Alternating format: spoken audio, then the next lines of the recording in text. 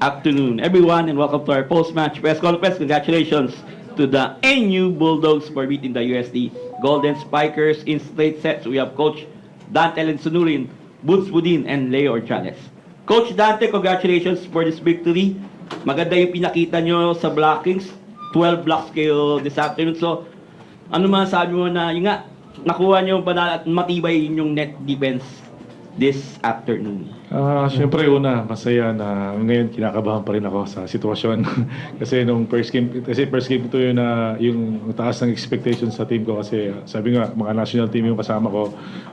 Pero sa akin sobrang excited dun sa naging laro namin kasi although may mga struggle kami sa offense namin and sa receive namin, nakontrol naman namin sa blockings na yun talaga yung gusto namin laging mangyari sa team na makontrol namin yung blocks talaga and hindi man sa makabilang kami ng maraming blocks pero marami kaming matouch or ma-rebound sa depensa namin. Sobrang ganda ng naging performance kahit pa paano may mali pa rin.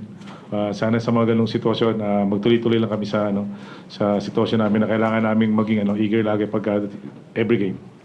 Thank you. Today, you have 9 attacks, 1 block, 1 service ace, 3 digs. So yun nga, first game nyo, maraming tao. So ano yung masasabi nyo na yun na nakuha nyo straight sets win against one of the title contenders this season? Leo, ano masasabi?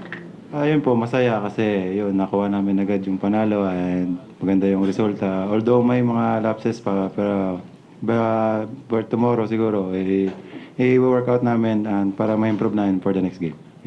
And lastly, to Woods, 11 attacks, 3 of NU's 12 blocks, 2 service aces, 8 exceptions, and 3 digs. So yun nga, maganda yung pinakita nyo sa blocking today. Although yun nga, sabi nga ni, may mga lapses pa, kailangan nyo i-polish, ayusin. So ano yung kailangan nyo gawin para i-polish nyo para maging maganda yung tatakbo ng season nyo? Siguro mag-start siguro sa training bukas kasi ang kagandahan kasi ngayong araw is nakita namin kung ano pa yung need pa namin i-improve and kung ano pa yung need ng team na i-workout. So far naging maayos naman yung naging adjustment namin sa loob ng court na kahit medyo di kami nakapasa ng maayos, nakapag-block na kami ng maayos, which is yun naman talaga yung main goal namin, yung strength namin na yung blockings is naipakita pa rin namin ulit. Well said, okay. The floor is open for questions. For Leo and Woods, yun nga nabanggit ni Coach na mataas yung expectation sa inyo kasi national team, SEA Games, tsaka yung World Championship. Kayo, paano nyo ina-handle yung ganong expectations, lalo na hinahanap nyo yung 6 feet this year? Siguro, hindi namin iniisip muna na national team kami. Parang yun, iniisip na parang pantay-pantay kami, may isang goal. Yun lang muna inaabol namin para less pressure din. Yun. Para sa akin kasi, kumbaga tapos na yung national team Kumbaga, ito na yung dapat namin trabaho yung UAP. So, ito yung team namin yung NU. So, dapat ito lang nakafocus. Kaya medyo yung mga ganung bagay di ko na masyadong iniisip kasi yung pinaka main focus and main goal ko is tulungan yung team namin ngayon. Coach, ano lang masasama doon sa naging growth ng dalawang players mo for the past year? Siyempre galing Worlds tapos SEA Games din. Yung sa kanila naman talagang bago pa naman sila ma-recruit talaga, ang goal ko talaga sa mga player ko is iangat yung skills nila, yung laro nila, and yung experience nila. Kaya sobrang unti-unti nandun na sila.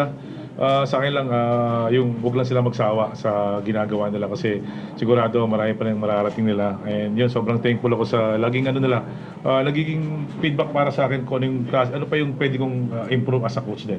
Kaya sobrang thankful ako dun sa nagiging sitwasyon namin between sa mga national team and sa mga nag-improve na player ko. Coach, sabi mo nga nandun yung kaba kasi ang taas ng expectations. Siguro gaano lang kakaiba ngayon yung expectations kumpara dun sa past seasons kasi defending champion din naman kayo. Yun nga parang ang sinasabi na yan na kami na yung champion. Pero sabi ko, kailangan namin trabahuhin. Although lamang kami sa tao, pero sabi ko, importante, improve lang namin talaga every day. Every game yung gagawin namin para yung pressure, yung expectation ng tao, unti-unti namin makuha. Coach, gaano lang nakakabawas dun sa pressure? Ito, maganda yung umpisa nyo straight sets win against US.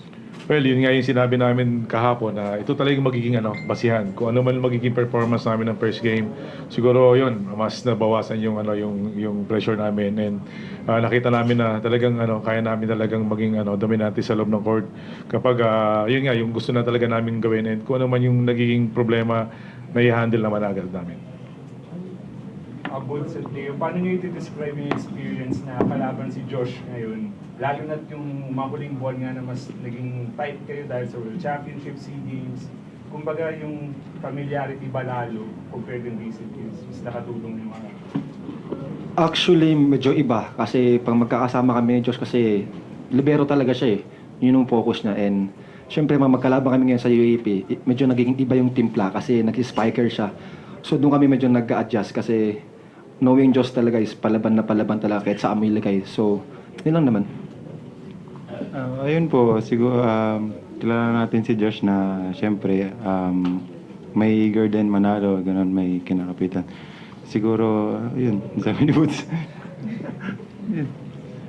Coach, on coach's standpoint, ano masasabi mo sa... Of course, syempre, part ka ng coaching staff, nawakan niyo si Joshua. Ano yung masasabi mo sa kanya? How?